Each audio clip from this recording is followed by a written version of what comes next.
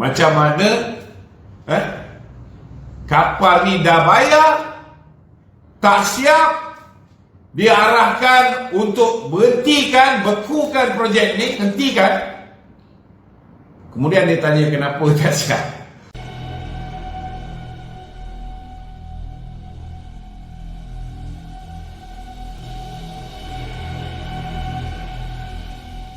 Saddiq Sigaraga pun saudara, dahlah dia duduk dalam kerajaan Pakatan Harapan yang mengarahkan pada tahun 2019 supaya projek pembinaan ke 6 biji kapal lateral combatant ship bernilai lebih kurang 9 bilion ringgit itu dihentikan. Kemudian tahun 2022 dia tanya kenapa tak siap-siap. Inilah saya nak beritahu, kadang-kadang bila kita berurusan dengan orang yang tak tahu macam mana nak memerintah ni tuan-tuan, sama jugalah dengan Anwar Ibrahim ni saudara. Zero knowledge about economic dia fail, knowledge about buat kapal perang pun dia fail. Kalau dah tahun 2019 ketika itu Muhammad Sabu mengesahkan kapal itu sudah lebih 55% siap, ketika Mak Sabu menjadi Menteri Pertahanan. Pada ketika itu Anwar Ibrahim lupa bahawa kerajaan Pakatan Harapan yang dia duduk di dalam tu adalah pihak yang telah mengarahkan supaya kapal perang ini dihentikan, dibekukan projeknya. Jadi ramai orang hari ini menjadi bodoh tak tentu pasal dengan mengatakan macam mana duit dah belanja 6 bilion ringgit, kapal pun tak nampak. Dan Saddiq hari ini tokok tambah, dia kata US nak belajar daripada Malaysia macam mana nak buat kapal perang halimunan. Radar tak boleh kesan. Yang tak boleh dikesan radar. Yang tak boleh dikesan radar. Tetapi duit dah belanja 6 bilion, kapal tu dia kata tak wujud. Inilah dia saudara, akibat daripada terlalu banyak makan sanin cak ayam. Yang dia lupa saudara bahawa tak perlu pun pihak US untuk mengesan duit yang telah disalurkan sepatutnya untuk pertubuhan belia.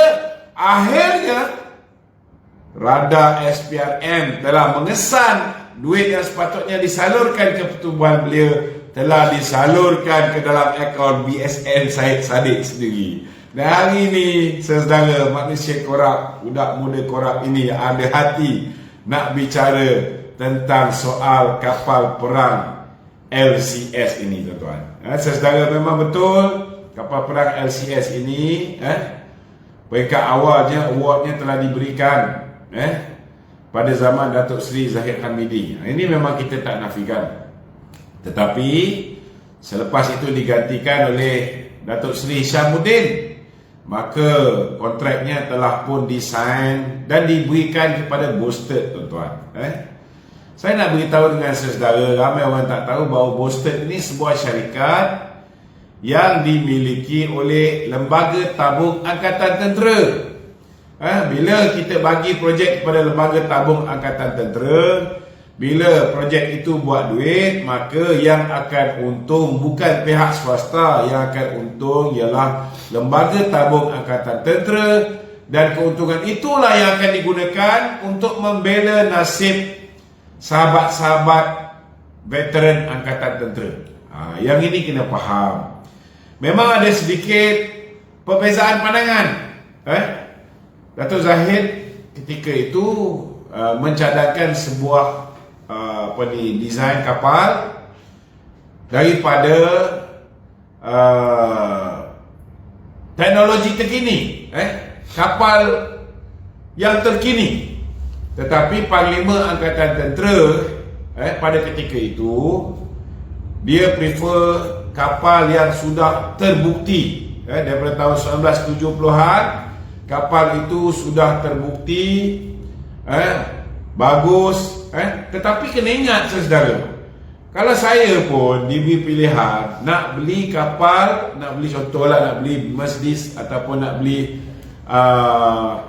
S-Class yang terkini, takkan kita nak pilih teknologi yang lama, takkan kita nak pilih, betul memang teknologi itu telah teruji dan sebagainya, tetapi bila kita nak pilih kapal perang yang nak kita gunakan untuk menjaga kedaulatan negara, tuan-tuan, sudah pastilah kita akan pilih buatan yang terkini, teknologi yang terkini, semuanya yang terkini. Apatah lagi kapal perang, mestilah kita nak yang advance, yang lebih baik, walaupun ianya belum lagi sangat teruji, tetapi ada banyak negara-negara, Australia dan sebagainya telah pun menggunakan kapal tersebut.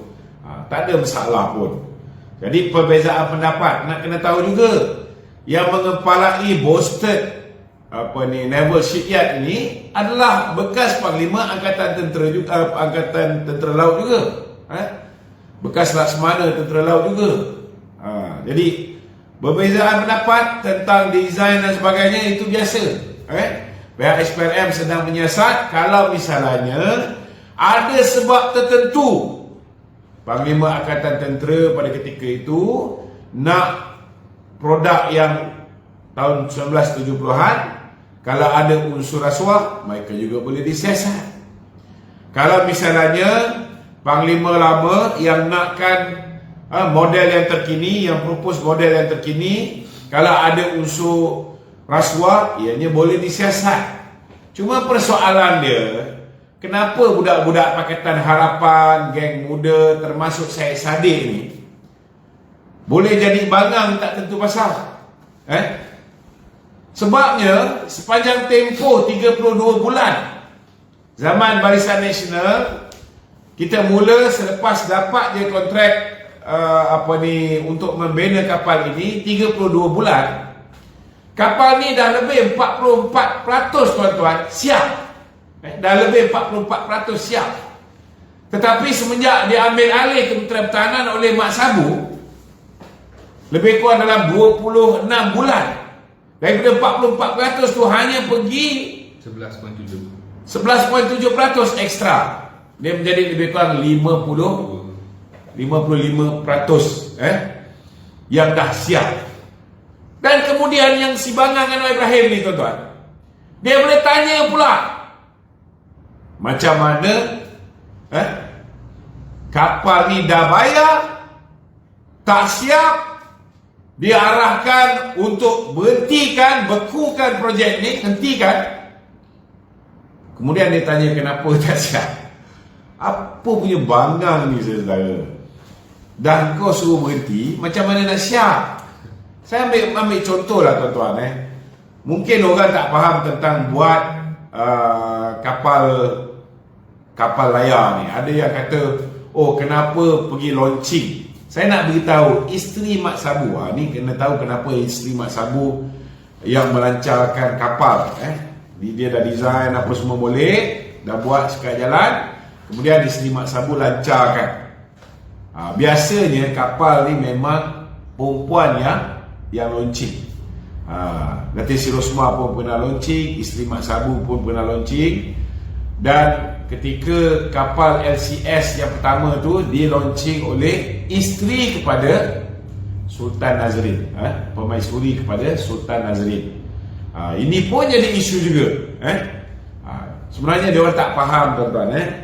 Tak semestinya kapal tu dah komplit baru dinamakan. Yang di-launching yang mendalam belanja RM400,000 itu ialah saudara mock-up.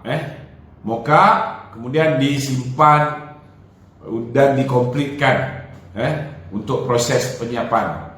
Memanglah kena namakan awal. Itu amalan biasa. Kalau orang-orang yang berada dalam industri perkapalan, itu biasa tuan-tuan. Tidak ada menjadi permasalahan. Cuma persoalannya, kenapa bodoh sangat Pakatan Harapan? Kos bina kapal ini lebih kurang 9 bilion. Kos bina kapal ini lebih kurang 9 bilion. Dah belanja sampai tahun 2019 6 bilion. Dah belanja 6 bilion, tiba-tiba mereka hentikan. Apa akan jadi dengan duit rakyat 6 bilion ni tuan-tuan? Yang ini yang sepatutnya kita persoalkan. Kebodohan kerajaan Pakatan Harapan ni, KCRL dia bekukan. Akhirnya kita kena bayar ganti rugi. Last kali mereka membuat keputusan sambung balik. Sama juga dengan high speed rail. Kerana ianya legasi Datuk Seri Najib, Pakatan Harapan batalkan. Kena bayar pas-pasan kepada kerajaan Singapura. Sekarang ni mereka sambung balik. Kemudian datang pula kerajaan Pasir Berdengung di bawah pimpinan Muhyiddin Yassin. Dia kata kita nak supaya high speed rail ni daripada Singapura sampai KLIA je.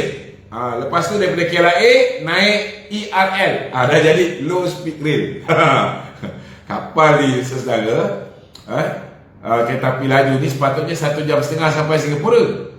Daripada Singapura sampai KLIA high speed, sampai KLIA ikut ERL semata-mata kerana ERL tu dulu dibuat oleh kroni dia YTL. Saudara, cukuplah. Cukuplah negara ni melingkup tuan-tuan di bawah kerajaan Pakatan Harapan. Ada juga lagi orang yang pening kepala. Bila Rafizi pakar formula dan kaki kencing ni bersama dengan Syed Saddiq membuat cerita fitnah ni, masih lagi ada orang nak percaya ni. Yang ni yang kadang-kadang saya tak boleh masuk akal tuan-tuan. Macam mana kapal tu nak siap? Dah belanja 6 bilion, tiba-tiba dia suruh hentikan. Bila hentikan, apa jadi tuan-tuan? Kos barang-barang makin meningkat. Kos barang-barang makin meningkat, harga besi makin meningkat. Saudara, kemudian orang yang dah buat kerja sekerat jalan ni last kali hilang pekerjaan. Ini benda yang Pakatan Harapan kena fikir. Teknologi yang terpaksa yang sepatutnya boleh ditransfer kepada pasukan Navy kita hancur begitu saja sekerat jalan. Lepas tu tahun 2020 tiba-tiba kerajaan dipimpin oleh Barisan Nasional, Perdana Menterinya Jabatan Barisan Nasional, tetapi kerajaan masih lagi kerajaan hybrid. Ada geng-geng bersatu PAS dalam tu, tapi still alhamdulillah adalah pakai otak sikit. Kerajaan hari ini di bawah pimpinan Datuk Seri Ismail Sabri telah meneruskan balik. Mungkin bila beliau berada di Kementerian Pertahanan, beliau mendapat input-input daripada Kementerian Pertahanan betapa pentingnya kapal ini disiapkan. Dah belanja 6 bilion tuan-tuan, tinggal lagi 3 bilion dia sepatutnya. Dan kalau saya rasa kalau diteruskan sekarang ini, sudah pastilah ianya akan menelankan kos yang lebih banyak daripada itu tuan-tuan. Belum kira kos maintenance, kos storage. Kapal ni begitu lama, dihentikan daripada 2019, 2022 baru start buat balik. Yang ini saudara, yang sepatutnya rakyat hari ini kena fikir dengan masak-masak sebelum menerima sebarang fitnah atau mahan. SPRM dah siasat. Kalau ada perkara-perkara yang tak betul yang melibatkan kaki tangan Bosted contohnya, saya yakin SPRM akan melakukan pendakwaan ke atas mereka. Cuma bagi orang yang cuba memalitkan Datuk Seri Zahid, sedangkan Datuk Seri Zahid tak terlibat, dia jadi Menteri Kewangan 2011, Menteri Pertahanan 2011 sampai 2013. Datuk Najib pun yang langsung tak pernah pun dipanggil oleh PAC. PAC tak panggil pun Datuk Najib.